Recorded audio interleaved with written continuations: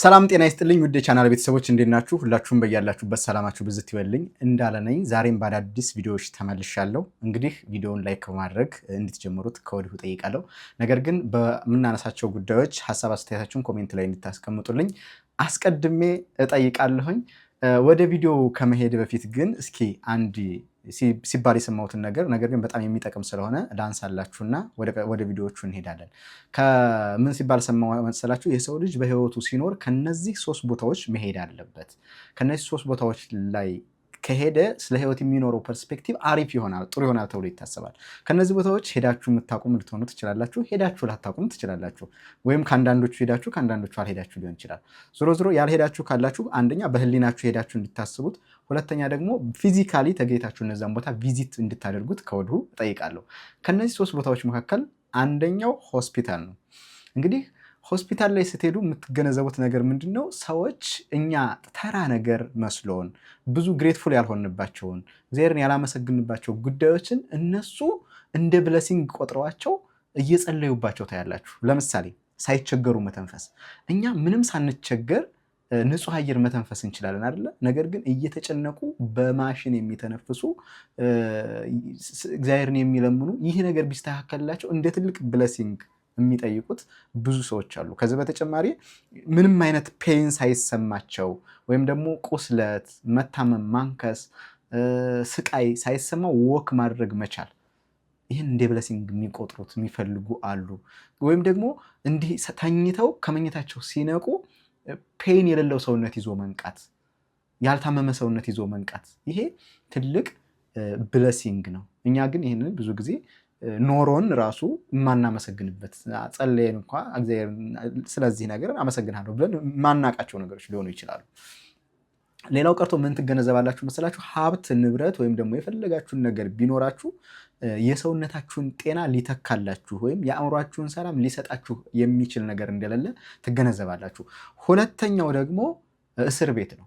አሁን ለምሳሌ ብዙ ጊዜ እኛ ያጣነውን ነገር ነው ዋጋ የምንሰጠው። አፕሪሼት የምናደርገው የሆነን ነገር ስናጣው ነው። እያለን ከእጃችን እያለ ምንም የሚጠቅም አይመስለንም፣ ደግሞ በቃ ቫልዩ ያለው አይመስለንም። ለምሳሌ እስር ቤት ስትሄዱ ነፃነት ምን ያክል ዋጋ እንዳለው ታያላችሁ። እስር ቤት የሄደ ሰው በፈለገው መንቀሳቀስ አይችልም፣ የፈለገው ቦታ መሄድ አይችልም። እናንተ ግን የፈለጋችሁበት ቦታ ሙቭ ማድረግ ትችላላችሁ። የፈለጋችሁበት ቦታ ሄዳችሁ የምትወዱትን ሰው ማግኘት፣ ጊዜ መስጠት ትችላላችሁ። ከፈለጋችሁት ቦታ ወደ ለፈለጋችሁት ቦታ ሙቭ አድርጋችሁ መኖር ትችላላችሁ። ብቻ የፈለጋችሁት ቦታ መርገጥ ትችላላችሁ እና ይህንን የማድረግ መብቱም ስልጣኑም የላቸውም የታሰሩ ሰዎች። ይህንን ስታዩ የእስር ቤት ሄዳችሁ ስታዩ የነፃነትን ዋጋ ታያላችሁ። ሶስተኛው ደግሞ መቃብር ቦታ ነው። መቃብር ቦታ ላይ ስትሄዱ ጸጥታውን ፊል ስታረጉት ጸጥታውን ምን ትገነዘባላችሁ መሰላችሁ? ብዙ ነገሮች አሉ አይደለ? ቼዝ የምናደርጋቸው የምናሯሩጣቸው የምናሳድዳቸው ነገሮች አሉ እና እነሱ ነገሮች እንዲሁ ሊቀሩ እንደሚችሉ ብዙ አሉ። አርጉመንቶቻችን ያልተቋጩ ብዙ ጉዳዮች አሉ እና እነሱ አንድ ቀን ሊቀሩ እንደሚችሉ ታያላችሁ። በተለይ ደግሞ ከመቃብር በታች ሆኖ ሰውየውን ስታስቡት ወይም በዛ በህሌናችሁ ስታስቡ ምድር ጣራችን ሆና እንግዲህ እኛ ከጣራ በታች ሆነን ዝምታችንን ከድናን እንግዲህ የሰበሰብነው ነገር ሊሆን ይችላል ሲበተን አናየውም። ወይም ደግሞ ብዙ የበተንነው ነገር አለ አይደለ? እሱን ሳንሰበስበው አንድ ቀን ሊቀር እንደሚችል እንደዚሁም በትዕቢትና በኩራት ስንረግጣት የነበረችው ምድር ክዳን ሆናን ከዛ በታች ሆነን ስታዩ ምን ያክል ህይወት ከንቱ እንደሆነች እና ለደስታችሁም ገደብ ታበጁለታላችሁ። እነዚህን 3 ቦታዎች ሄዳችሁ ካያችሁ ለህይወት የሚኖራችሁ ፐርስፔክቲቭ ይለወጣል። ደጎች ትሆናላችሁ፣ ርህሩሆች ትሆናላችሁ፣ ክፎች አትሆኑም፣ ጨካኞች አትሆኑም፣ አሪፍ ሰዎች ትሆናላችሁ እና እነዚህን ቦታዎች ቪዚት ማድረግ አንድ ሰው ወይም ደግሞ በህሊናው ማሰብ አንድ ሰው ለህይወት ያለውን መረዳት ስለ ደስታ ያለውን ፍልስፍና ያስተካክልለታል ተብለው ይታሰባሉ። ወደ ቪዲዮ ልውሰዳችሁ። አታፍቅሩ፣ የምሬን ነው። ምንም ቀብሮኛል ያልኩት ሰው አሁን ላይ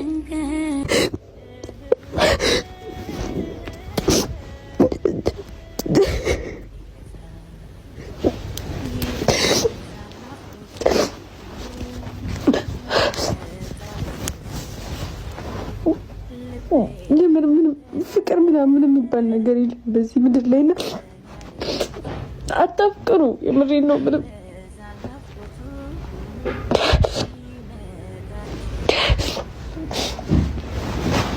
የሚያስፈልግ ነገር አይደለም። በዚህ ዓለም ላይ የሚያስፈልግ ነገር ፍቅር አይደለም። ፍቅር አያስፈልግም። በጣም ነው የሚጎዳው። የሆነ ትንሽ ደስ ካላችሁ በጥፉ ነው የሚያስከፋችሁና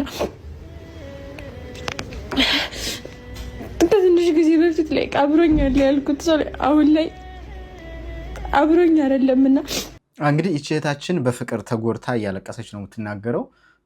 እዚህ ላይ የተወሰነ ነገር ብላችሁ ደስ ይለኛል። የመጀመሪያው ነገር ምንድነው? ፍቅርን የምንረዳበት ፍቅር አታፍቅሩ አይባልም። ማፍቀር መታደል ነው። እንድንኖር የሚያደርገንም ፍቅር ነው። በነገራችን ላይ በዚህ ምድር እንድንኖር የሚያደርገን ፍቅር ነው። አይነቱ ብቻ ነው የሚለያየው፣ ወይም ደግሞ ፍቅርን የምንረዳበት መንገድ ብቻ ነው የሚለያየው። ለነገሮች ያለን ፍቅር ነው ደስተኛ እንድንሆን የሚያደርገን፣ እንድንኖር የሚያደርገን። ለነገሮች ፍቅር ባይኖር ኖሮ እኛ ኤግዚስት ማድረግ አንችልም። ወደዛኛው ልወሰዳችሁ ካልኩ ደግሞ እግዚአብሔር ፍቅር ነው ብዬ ማምጣት እችላለሁ። ከሱ ነው እግዚአብሔር አይደል የፈጠረን። ከዛች የትንሽ ፍንጣቂ ነው ለኛ የተሰጠን ነገሮችን እንድንወድ፣ ለነገሮች ፍቅር እንድኖረን ያደረገን ማለት ነው። የሱ ፍጹም አብሶሉት ነው ፍቅሩ፣ የኛ ደግሞ ኮንዲሽናል ይሆናል።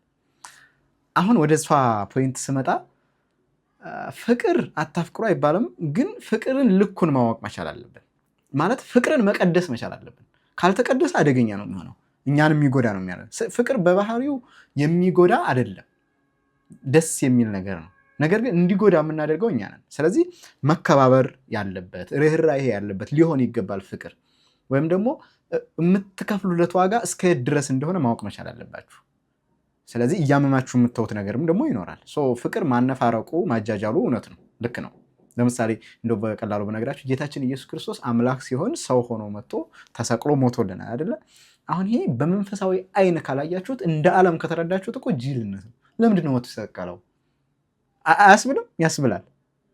ግን ፍቅር ይሄ ነው ባህሪው።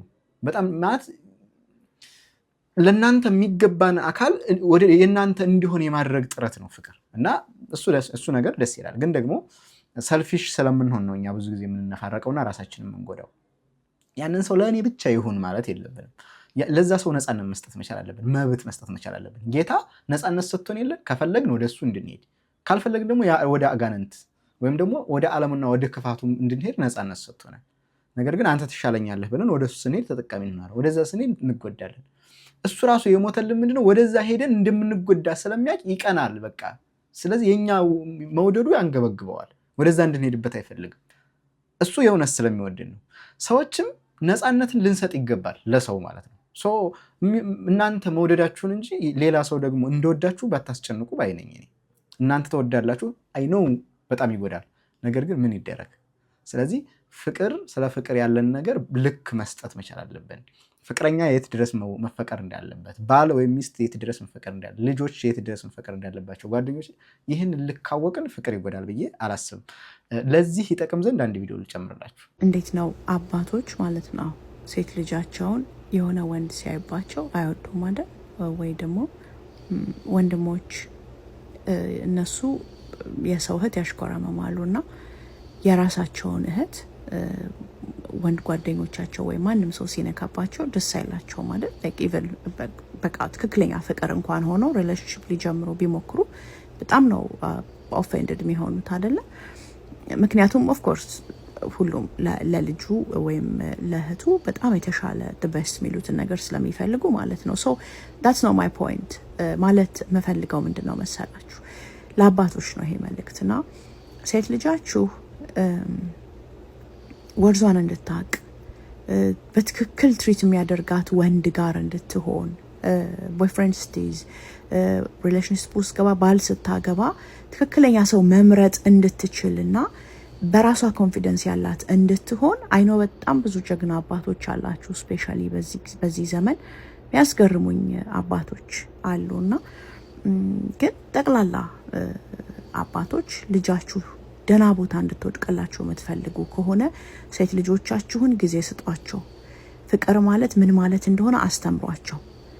ከወንድ ጋር ነገ ከሌላ ከስትሬንጀር ጋር የሚኖራትን ሪሌሽንሽፕ ስታንዳርዱን የምታወጣው በአንተ ነው፣ በአባቷ ነው። አንተ አቬለብል ካልሆንክ፣ አንተ ኢሞሽናሊ አቬለብል የሆንክ አባት ካልሆንክ እቺ ልጅ ሄዳ ያንን ኖርማላይዝ ታደርግባታለህ ማለት ነው። ሄዳ የምትወድቀው ኢሞሽናሊ አቬለብል ያልሆነ ወንድ ላይ ነው ወይም በስሜት መገኘት ማይችል ወንድ ላይ ነው።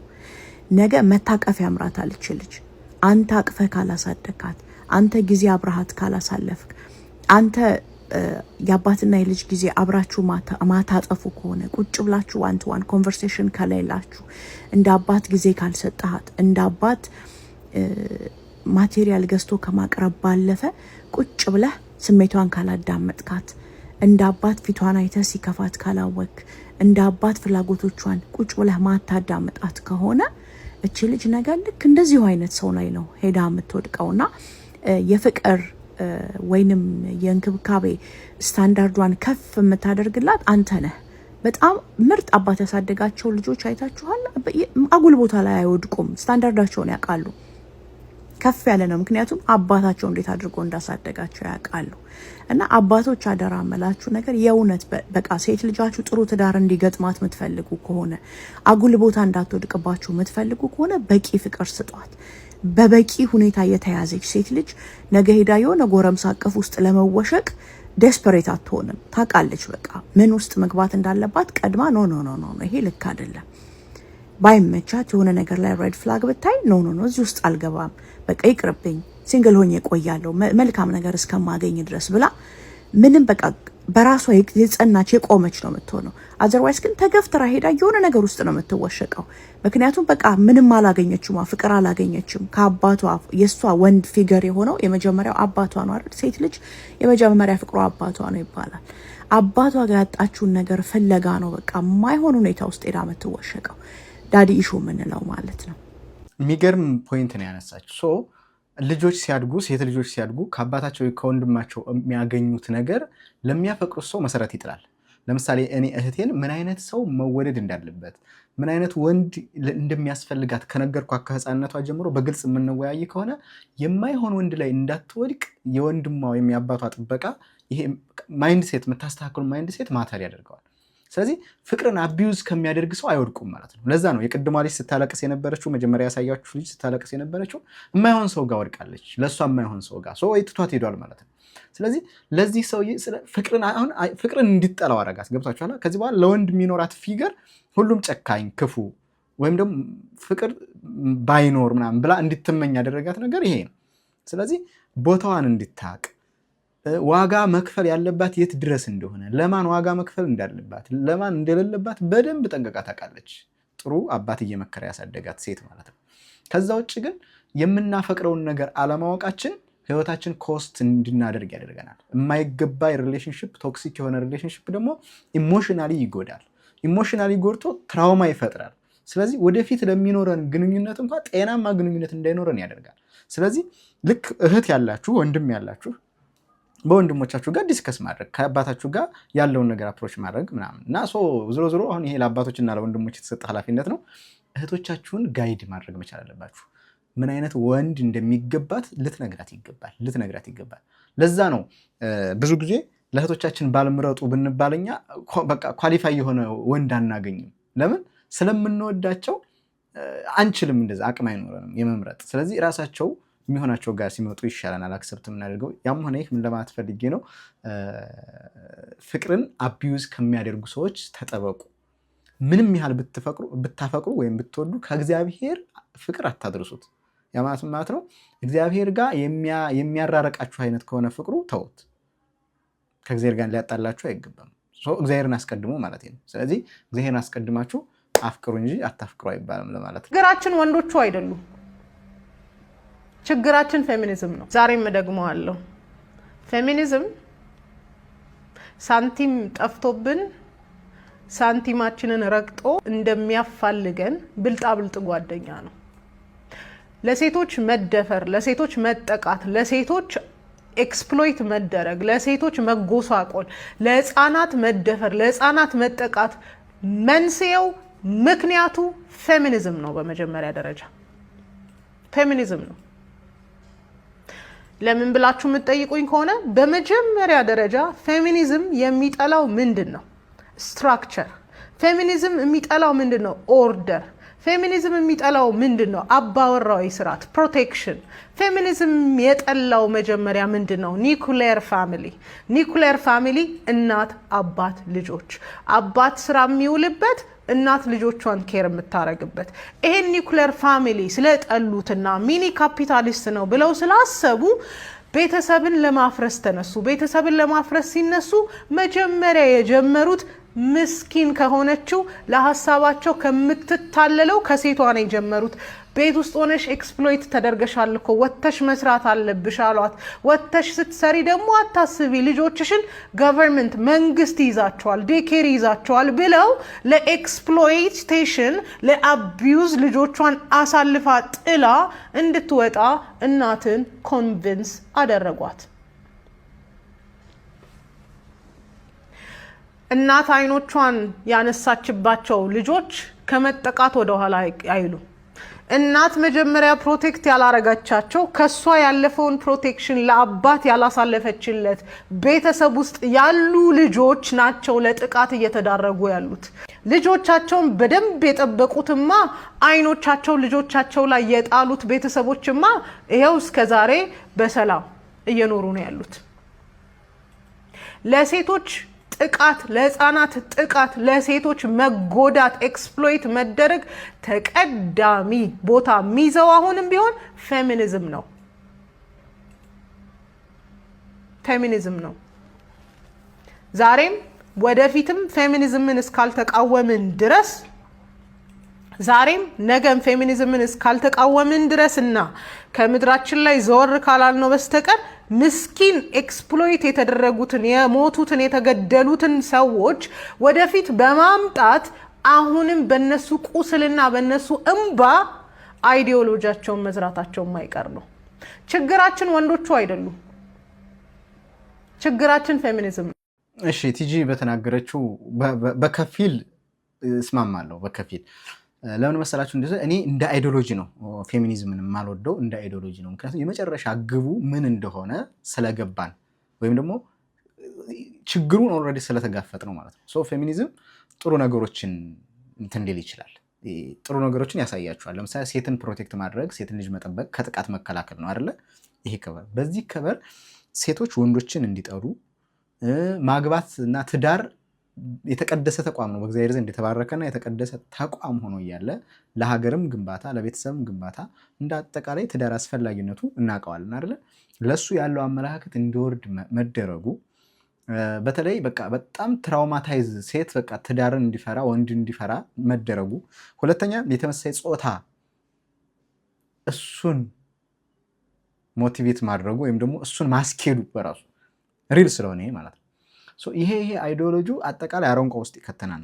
የሴትን ጥቃት በተመለከተ ግን የሴቶችን ጥቃት ለመከላከል ሴቶች ብቻቸውን አይደለም የሚከላከሉት። ሴቶችና ወንዶች አንድ ላይ በመሆን ሴት መጠቃት ስለሌለባት ጥግ ድረስ በህግ የሚያስከደውን በህግ በጉልበት የሚያስገባው ብቻ በመሄድ ባለብን ርቀት ልክ ሄደን ልናስቆም ይገባል የሴትን ልጅ ጥቃት። ነገር ግን እንደ አይዲዮሎጂ ፌሚኒዝም ወይም ደግሞ ፌሚኒስቶች ምን ያደርጉ እንደነበር ታሪካቸው ስለሚታወቅ ማለት ነው። ሴት ከሴት የተጋቡ ሰዎችን ሊደሮቹ ስለሚታወቁ፣ ሊደሮቹ እኮ ሴት ከሴት የሚጋቡ ምናምን ናቸው። ይህንን ስለምናውቅ እንደ አይዲዮሎጂ አጠቃላይ ኮሚኒቲያችን ስለሚበክልብን እንቃወማለን። ነገር ግን የሴትን ልጅ ጥቃት ደግሞ ግን አሁን ታያላችሁ ብዙ ጊዜ ጥሩ ነገርን ከበር አድርጎ ነው። ለምሳሌ በማር የተለወሰ መርዝ ማለት ነው። ማሩን ብትበሉት መርዝነቱ ይገላችኋል እና ይህን መለየት መቻል ነው ያለብን ብዬ አስባለሁ። ጆርዲ አንብሎክ አርግኝና ለራስሽ ልላክልሽ። ጆርዲ ከሴቶች ጋር ስትሳሳም ራቁት ሆና ምን ሆና ልከውልኛል። ከሴቶች ጋር ሌሎች ፔጆች መልቀቅ ይችላሉ። እኔ ግን አልለቀውም። ቃል ለምድር ለሰማይ ልንገርሽ፣ አደባባይ ነው የምናገረው። ይህን ያዙልኝ። የተመሳሳይ ጾታ ኢትዮጵያ ላይ ኢትስ ኦኬ ምን ችግር አለው ተብሎ ካልመጣ እኔን በአደባባይ ሙልጭ አርጋችሁ ስደቡ። በፈለጋችሁት በአደባባይ ትጠይቁኛላችሁ። ወደፊት ዮኒ ማኛ ባለጌ ስማት ፊት ትሉኛላችሁ። ወደፊት ጆርዲ ኢትዮጵያ ላይ ምን ችግር አለው? ተመሳሳይ ጾታ ፈታ ብሎ ቢኖር መብቷ ነው። ሴት ልጅ ወንድ ልጅ መብቱ ነው ብላ እንደምትመጣ በእርግጠኝነት ነግራቸዋለሁ። እቺን ቃል እንዳትረሷል። የምፈራው ነገር ይሄንን ነው። ይህን ነገር በጣም እፈራለሁ። እንደ ሀገር፣ እንደ ዜጋ፣ እንደ አንድ ኮሚኒቲ፣ በተለይ ደግሞ እንደ ክርስቲያን ኮንሰርን ያደርገኛል እና በጣም ስለሚሰቀጥጠኝ ይህን ነገር እቃወማለሁ። እንደዚህ አይነት ሲግናሎች፣ ምልክቶች ደግሞ እየታዩ ነው። ስለዚህ ያስጨንቃል። የፌሚኒስት ሞመንት ከሴቶች ጥቃት ጀርባ ሊያራምድ የፈለገው ነገር ሊያሰጋን ይገባል። እውነትም ነው። በነገራችን ላይ እንኳን መረጃ ተይዞ ማለት ነው መጠርጠር መብት ነው። መጠርጠር መብት ነው። ጆርዲን መጠርጠር መብታችን ነው። ግን ፎቶዎች እየወጡ ነው፣ ቪዲዮዎች እየወጡ ነው ተባለ አይደለ? ስለዚህ መጠንቀቅ መቻል ግን ያለ ነው። የሴቶች ጥቃት እርግጥ ነው አገራችን ላይ በጨካኝ ወንዶች በግፍ የተገደሉ፣ በግፍ መከራ ያዩ፣ በግፍ ትራውማታይዝድ የሆኑ፣ በግፍ ብዙ ነገር የሆኑ ሴቶች አሉ። ለነሱ ፍትህ፣ ለነሱ መብት መታገል አለብን። ከማን ጋር? ሴቶችም ወንዶችም አንድ ላይ ማለት ነው። ተቋማዊ በሆነ መንገድ ሊታገሉላቸው ይገባል። እህቶቻችን፣ እናቶቻችን፣ እህቶቻችን፣ ሚስቶቻችን፣ ልጆቻችን፣ ብዙ ነገሮቻችን ስለሆኑ ማለት ነው።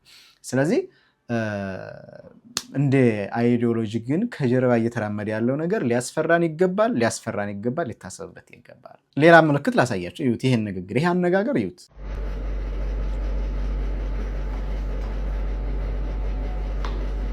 ምንድነው ባል ምንድነው? ጋይስ ምንድነው? በእናታችሁ ንገሩ። ዲቴይሉን አልሄድበትም። ይሄ ምንድነው? ባልን ከዕቃ ከቁሳቁስ ጋር አደገኛ ነው። በነገራችን ላይ በጣም ኖርማላይዝ እየተደረገ ይሄ እኮ ሜም ነው፣ ቀልድ ነው ምናምን ብላ ወታለች። ኧረ ስታፍር! አይደለም፣ ቀልድ አይደለም። አጠቃላይ ኢንቴንሽኗን ግን እናውቀዋለን።